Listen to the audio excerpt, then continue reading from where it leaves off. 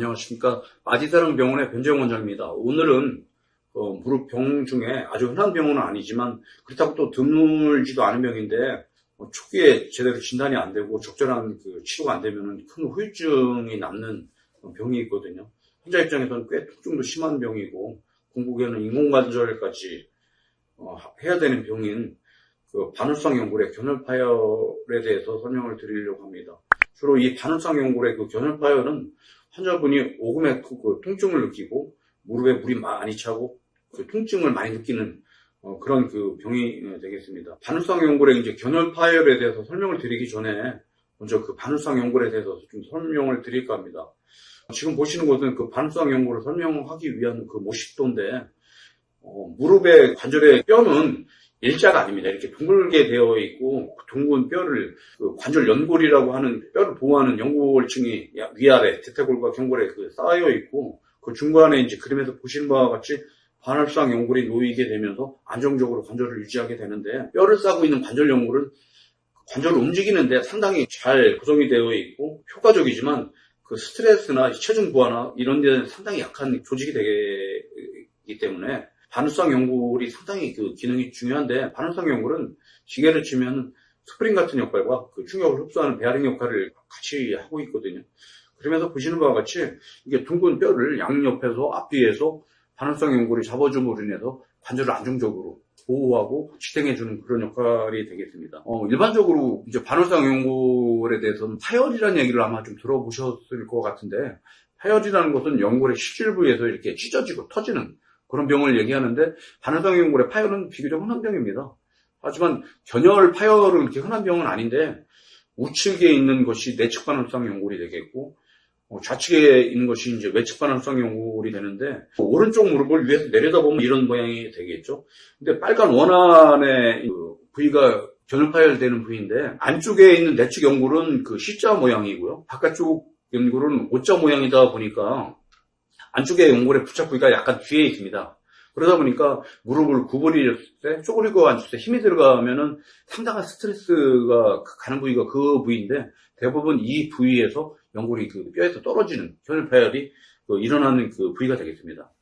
지금 영상에서 보시는 것은 실제 정상적인 반월성 연골의 부착 부위가 되겠는데 지금 보시는 바와 같이 단단하게 뼈에 붙어 있기 때문에 이렇게 앞뒤로 연골이 뼈에 붙어 있다면 안정적인 연골의 기능을 유지할 수가 있을 텐데 만약에 연골이 지금 영상에서 보시는 바와 같이 뼈에서 떨어져 있다면은 이 연골은 그냥 갑자기 하루아침에 연골의 기능이 없어져 버리는 것이니까 기계를 치면 하루아침에 충격을 흡수하는 스프링이 부러지거나 끊어지거나 아니면 베어링이 다 빠져버리는 그런 상황하고 똑같기 때문에 견혈 파열이 되는 순간부터 관절은 손상이 되고 관절염이 올 수밖에 없게 되거든요.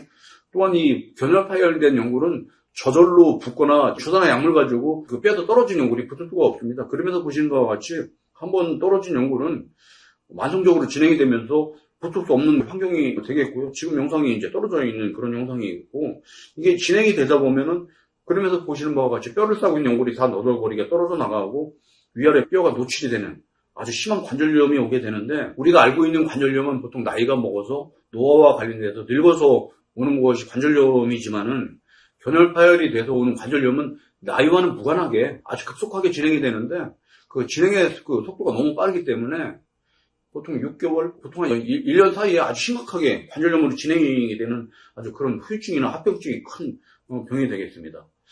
이 견혈 파열의 치료에 있어서 좀 문제가 있는데 저희같이 이런 견혈 파열을 치료하는 의사 입장에서 그렇게 진단이 어렵진 않은데 종종 오시는 환자분들을 보면은 어떤 분들은 MRI를 찍었음에도 불구하고 견혈 파열에 대한 진단을 못 받는 분들도 종종 있는데 그 이유는 저희들이 생각하기에는 그분을 처음에 봤던 정형외과 전문의나 아니면 판독하신 영상의학과 전문의가 견혈 파열에 대해서 제대로 충분한 교육이나 경험을 못 하셔서 그러지 않을까 싶은데 이제 이렇게 진단이 안 돼서 몇 개월 흘러가고 오랜 시간이 흘러가게 되면은 궁극에는 관절염으로 오는데 사실 실제 MRI 찍게 되면 지금 보시는 바와 같이 좌측의 원안에는 연골이 뼈에 잘 붙어있는 것을 우리가 쉽게 확인할 수가 있지 않습니까? 근데 우측의 화살표를 보시면은 연골 부위가 뼈에 부착하는 부위에서 이렇게 떨어져서 하얗게 비어져 있는 것을 볼 수가 있거든요.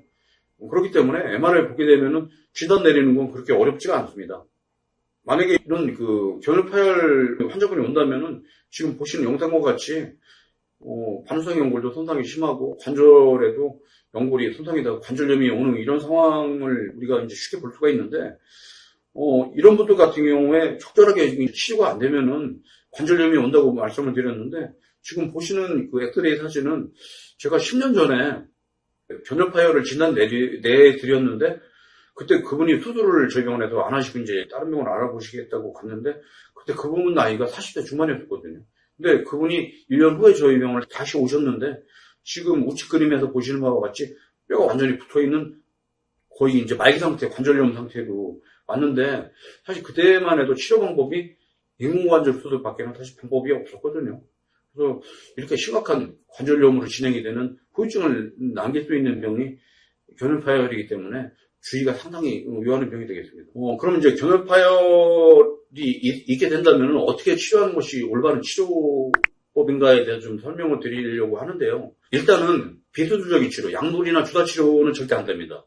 또 한 가지는 그냥 연골을 다듬는 정도의 그런 수술을 가지고는 해결은 안 되는데 만약에 견혈파열이 되고 초기에 진단을 받았다면 무조건 견혈된 떨어진 연골을 뼈의 원래 위치에다가 붙여주는 견일봉합술을 시행하는 것이 좋겠고 시간이 좀 지나서 늦게 진단이 됐다면은 요즘에는 근위경골 절골술의 수술을 같이 심한다면은 인공관절 넣지 않고도 어느 정도 치료가 될 수가 있거든요. 그래서 이제 올바른 치료법에 대해서 좀 소개를 좀 시켜드리려고 하는데요. 대부분의 그 일반적인 수술을 하게 되면은 견인봉합술을 고려하지 않고 그냥 다듬는 정도로 진행을 하게 되는데 지금 보시는 것도 견혈파열에 대해서 그냥 부부절제술을 하는 그 사진을 좀 보여드리는데 이런 그 부부절제술을 가지고는 절대 관절염이 오는 것을 예방하거나 치료가 될 수가 없습니다.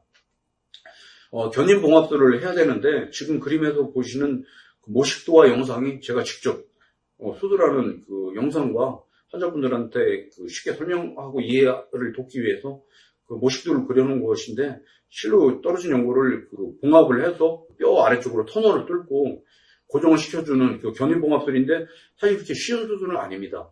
근데 어쨌든 저희들은 이런 수술을 한 지가 꽤 오래됐고 요즘에는 상당히 좋은 결과를 얻고 있기 때문에 저희는 초기에 환자분들이 오신다면은 무조건 이 견인봉합술을 권해드리고 있습니다. 또한 지금 그림에서 보시는 것은 수술 후 7개월 된 견인봉합술의 MR 사진인데 파열된 부위가 그 우측에 보시는 바와 같이 잘 붙어있는 것을 확인할 수가 있고요. 이건 이제 또 다른 견인봉합술을 한 분인데 견인봉합술 한 부위가 잘 붙어있는 것을 실제 영상에서 볼 수가 있죠. 이분은 이제 견인봉합술을 과거에 했었고 그 외에 다른 수술을 하러 들어가서 찍어놓은 영상을 지금 보고 계십니다. 대부분의 이제 많은 환자분들 같은 경우에 견혈파열이 초기에 진단이 안 되고 치료가 안 되고 좀 늦게 병원에 오시는 분들이 있는데 대부분 이런 분들은 예외 없이 관절염이 진행이 되겠고요.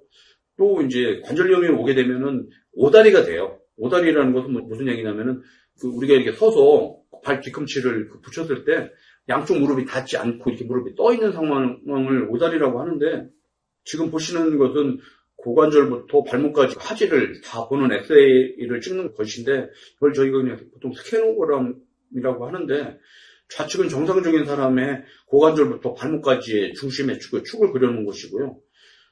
견혈파열로 인해서 관절염이 온 분 같은 경우에는 우측 그 그림에서 보시는 바와 같이 고관절에서 발목까지 이렇게 선을 그었을 때 셔중의 축이 무릎에서 안쪽으로 빠지게 됩니다. 그렇기 때문에 이런 분들 같은 경우에는 견인봉합술만 가지고는 해결이 안 됩니다. 그 이유는 뭐냐면은 이미 관절염이 와 있기 때문에 관절염에 대한 치료가 좀 병행이 돼야 되기 때문에 그러거든요. 그래서 이런 경우에는 저희들은 요즘에는 그 근위경골 그 절골술을 시행을 해서 치료를 하고 있고요. 근위경골 절골술은 쉽게 휘어져 있는 다리를 각도를 펴주는 수술을 같이 하는 것입니다. 근데 이렇게 그 각도를 교정을 하게 되면은 그 안에 이제 고정물이 당연히 들어가야 되겠죠. 지금 보시는 것은 수술 전과 후에 엑스레이 사진이 되는데 오른쪽의 사진은 절골술이 돼서 그 쇠판이 고정이 되어 있고 그 각도가 교정이 된 그 엑스레이를 보고 계시고요. 지금 보시는 것은 수술 전과 수술 후에 그 쇠판이 있고 1년이 지난 후에 그 내구조물 쇠판을 제거한 그 사진이 되겠는데 저희 병원 같은 경우에는 경혈 파열이 있는 분인 경우에 절골술을 하면서 줄기세포를 이용한 연골의 그 재생 수술도 같이 시행을 하고 있는데 결과가 상당히 좋습니다. 그래서 요즘에는 좀 진행이 된 그 경혈 파열인 환자분들한테도 그 좋은 결과를 얻을 수 있는 그 수술적인 치료를 하고 있어서 오늘은 견인봉합술의 치료 방법하고 근위경골 그 절골술과 재생 치료를 같이 하는 그 치료법에 대해서 소개를 시켜드렸습니다.